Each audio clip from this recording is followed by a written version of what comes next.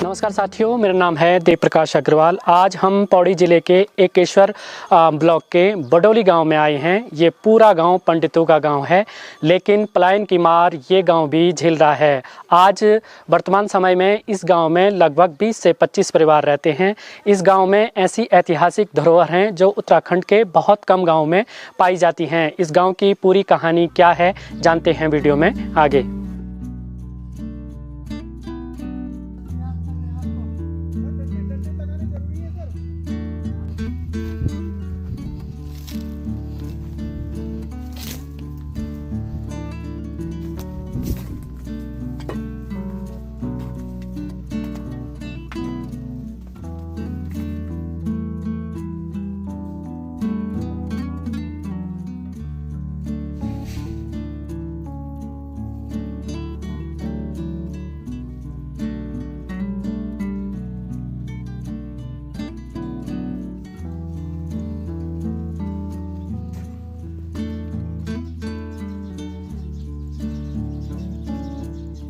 Sir ये तो बहुत ही पुरानी दिखती है, लगभग गोरखाओं के टाइम से तो पहले की दिखती है। इसमें पूरे सबूत हैं कि मूर्तियाँ खंडित की गई हैं। हमारे पुराने भी बताते हैं कि यहाँ पे ऐसे ऐसे मतलब गोरखाओं ने आक्रमण किया था, लेकिन तब भी वो इसको खंडित नहीं कर पाए। तो ये कम से कम मतलब काफ़ी पुरानी तो है ही है, मतलब 400-500 साल मान के चल लो आप। तो इसको संरक्षित का जो सवाल है, अगर संरक्षित नहीं हुई तो ये बहुत जल्दी हम इसको खो देंगे। अब वो आप इसकी वीडियो कवरेज कर चुके हैं। नक्काशी है, पत्थर नक्काशी है इसमें। ये पत्थर आपको इधर कहीं दुर्लभ पत्थर है, इस इलाके में ये पत्थर देखने को नहीं मिल सकता आपको। जो पत्थर इसमें इस्तेमाल हुआ है, या तो इन लोगों के पास यहीं कहीं खान थी जो इन्होंने विलुप्त कर दी या लुप्त हो गई, या फिर कहीं और से ये पत्थर कहाँ से आया, क्या आया, ये उत्सुकता का विषय तो ही रहा है हमेशा जीवन में। और मैंने काफ़ी प्रयास भी करे इस नाव के लिए, फेसबुक में भी डाला, ASI तक भी संपर्क करने की प्रयास करे मैंने, लेकिन अब सामने रिजल्ट आपके सामने। हाँ, हमारा जीवन तो भाई हमारा तो जीवन दायनी है। हमने बहुत पानी ढोया है यहाँ से, रात रात को बैठ के पानी इकट्ठा होता था फिर भर के, तो इसी पानी हमारा जीवन दिया है इसने। हमारी कई पीढ़ियाँ इससे पली हुई है।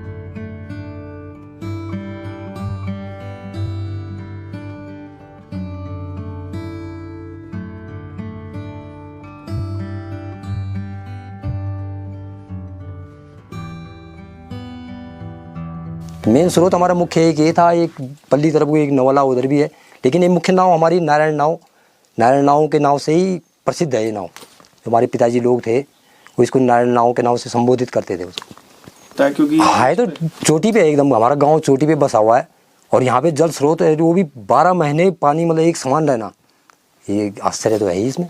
हाँ, वो सामने आपने मुख्य चित्र देखा होगा नारायण भगवान जी का है। बाकी ये जो आगे वो दिखते हैं, योग साधना के ही दिखते हैं। ये भगवान बुद्ध से प्रेरित भी चिन्ह दिखते हैं यहाँ पे, या तो उस समय भी आप काउंट कर सकते हैं इस चीज़ को।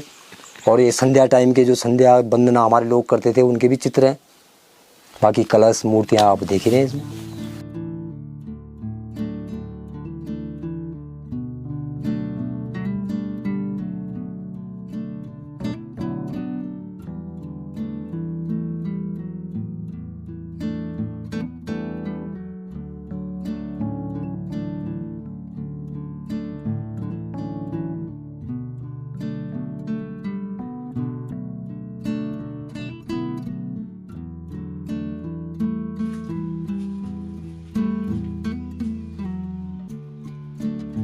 उत्तराखंड के बहुत सारे गांव में अभी हम घूम रहे हैं, और उत्तराखंड के कई गांव में ऐसी ऐतिहासिक धरोहर हैं जो आज भी जिंदा हैं। अभी हम जिस बावड़ी के सामने बैठे हुए हैं। यह बहुत पुरानी बावड़ी है और पूरी पत्थर से बनी हुई है।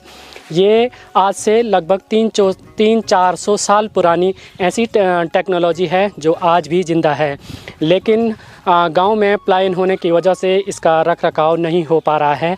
लेकिन आज भी इसमें पानी मौजूद है और जो इसकी कलाकृति है वो राजस्थान से थोड़ा बहुत मिलती है। वैसे तो हमने उत्तराखंड के बहुत कम गांवों में ऐसी बावड़ी देखी है, लेकिन रुद्रप्रयाग डिस्ट्रिक्ट का एक गांव है नारायणकोटी, वहाँ पे भी इस प्रकार की बावड़ी है जो काफ़ी बड़ी है। लेकिन वहाँ के लोग उस बावड़ी को पांडवों से जोड़ते हैं और पांडवों की कथा के अनुसार बताते हैं कि द्रौपदी जब पांडव उस गांव में आए थे तो उन्होंने बनाई थी। लेकिन इस गांव का इस बावड़ी का इतिहास ख़ास तौर पे इतना अभी पता नहीं है कि ये कितने साल पुरानी है और कैसी है। लेकिन जब भी ये गांव बसा होगा, इस गांव में जो भी पानी की आपूर्ति होती थी वो इसी बावड़ी से हुआ करती थी।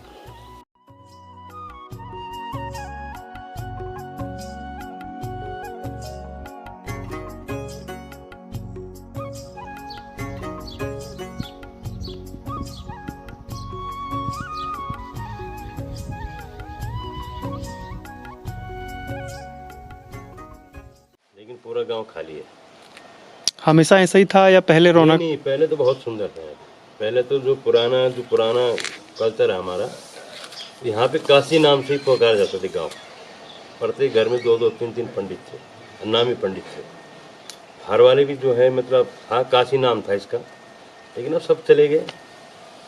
सब बुजुर्ग कोई है नहीं यहाँ पे और बाकी हम ही लोग हैं जो भी हैं। तो कल्चर तो बहुत बढ़िया था, पूरा गांव भरा था। इसी आंगन में जहाँ पे हम बैठे हैं, इसमें जगह नहीं होती थी मतलब बच्चों के लिए, इतनी भीड़ थी। प्रत्येक घर से 5-5, 6 से 9 भाई बहन तो हम ही हैं। अभी 9 भाई बहन एक घर में थे। ऐसे हमारी चाचा लोग हैं, सारे जितने भी अगल बगल सारी सब मतलब पूरा भरा हुआ था गाँव। तो अब ऐसे ही है, सब धीरे धीरे ऐसे हो गए।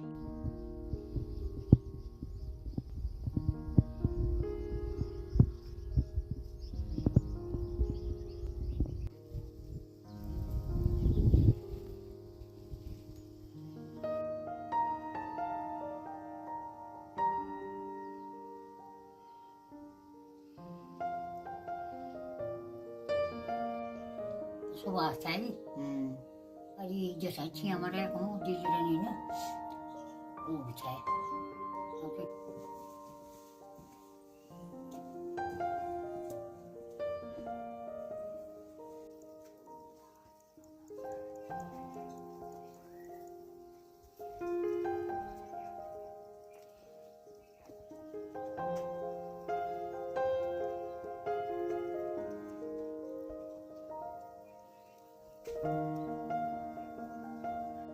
अब तुम खास है तो भैर वाला तो बढ़िया थी अच्छा बढ़िया लोग थी पापा लड़का भी थी जो भैर थी।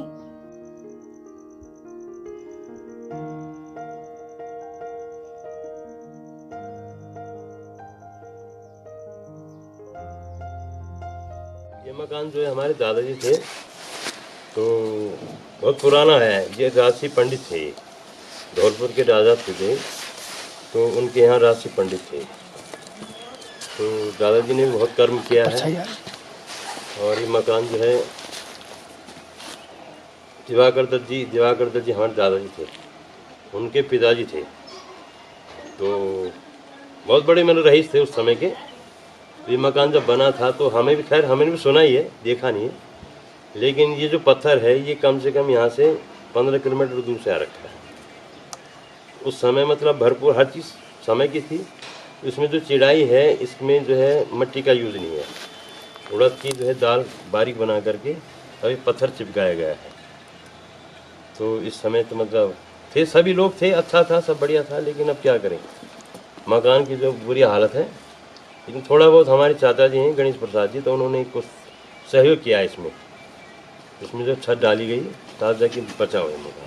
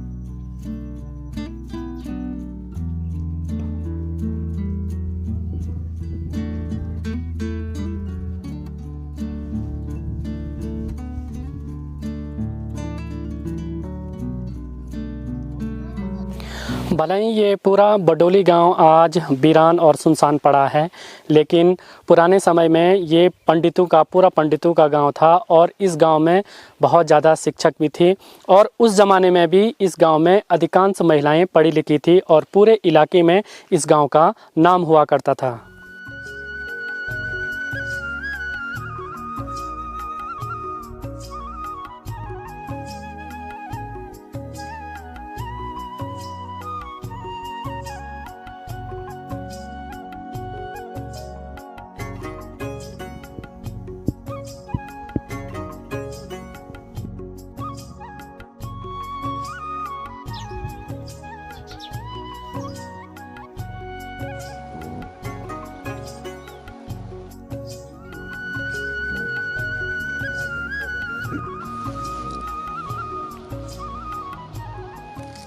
पलायन तो इन सारे गांव में दिनों दिन बढ़ता जा रहा है, लेकिन कुछ लोग ऐसे भी हैं जो रिवर्स अपने गांव की ओर आ रहे हैं और रोज़गार गांव में ही खोल रहे हैं। लेकिन रिवर्स पलायन होने में भी बहुत टाइम लगेगा, क्योंकि पूरे गांव के गांव खाली हो गए हैं। ऐसी ही कहानियों का सिलसिला जारी रहेगा। तब तक के लिए आप अपना विशेष ध्यान दीजिए। जय श्री केदार। कुछ नहीं, आप हैं